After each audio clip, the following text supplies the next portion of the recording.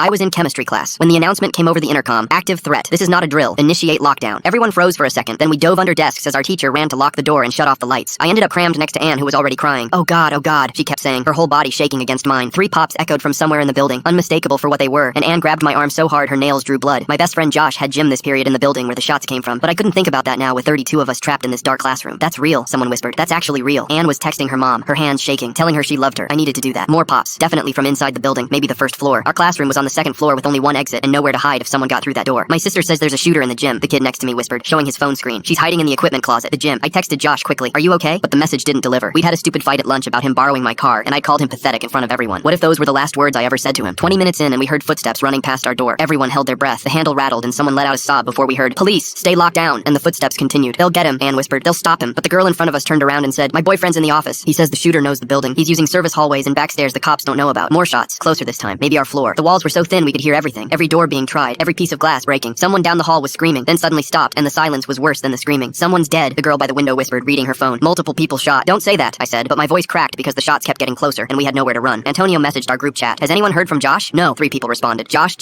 please be okay. 45 minutes and the sirens were constant, but the shooting hadn't stopped. We could hear it moving through the building like thunder, sometimes distant, sometimes so close we could hear shell casings hit the floor. The fire alarm started blaring, then cut off abruptly, like someone had ripped it from the wall. He's on the 3rd floor now, someone whispered, reading updates. Science wing, going room by room. That's directly above us, Anne said. He's going to come back down. We could hear movement through the ceiling tiles, deliberate footsteps directly above us, and bits of dust drifted down as the footsteps stopped. It was like he was mapping out the rooms below, planning his route. The girl with the boyfriend kept giving updates. They're saying he has a list. He's looking for specific people. We heard footsteps on the stairs, heavy and fast, then slow and deliberate. Our hallway. Everyone went completely silent. The footsteps stopped right outside our door. The handle turned, testing it. Someone made a muffled crying sound. The handle turned again, harder, rattling in its frame. Then the footsteps continued, and we all exhaled at once. We're going to die in here, Anne whispered. But after an hour, we were still alive, still in total darkness. My legs were cramping from crouching under the desk, but moving seemed more dangerous than pain. Someone said the shooter was wearing a black hoodie and jeans, which described half the school. He's in the main hallway, the girl with the boyfriend said, moving toward the math wing. The math wing connected to ours. He was coming back. Turn off your phones, our teacher whispered. No light, no sound, complete darkness. I could hear my heartbeat, Anne's ragged breathing, someone praying under their breath, then footsteps getting closer. They stopped at the room next door. A door handle rattled, then breaking glass. We could hear him stepping through, glass crunching under his feet, desks being overturned like he was looking for someone specific. Anne grabbed my hand and squeezed so hard I thought bones might break. The footsteps came closer, stopped right outside our door. The handle turned, locked, a pause, then 3 loud bangs as something hit the door. The frosted glass window cracked but didn't shatter. We could see a shadow through it, just standing there, waiting. He knew we were in here. He was taking his time. More bangs on the door, harder this time. The glass spiderwebbed. One more hit and he'd be through. The shadow was the right height for a student, not an adult, and something about the posture seemed familiar, but I couldn't place it through the fractured glass. The shadow shifted, raised something toward the glass. This was it. We were going to die in this chemistry classroom. My phone I thought I'd turned off lit up with a text, the sound seeming impossibly loud in the silence. Everyone whispered at me to shut up, but I just stared down at the screen. From Josh, you shouldn't have said those things at lunch. I looked up at the shadow in the window, at the familiar height, the way the shoulders curved, and realized the black hoodie was the one I'd gotten Josh for his birthday. Full story on the channel below.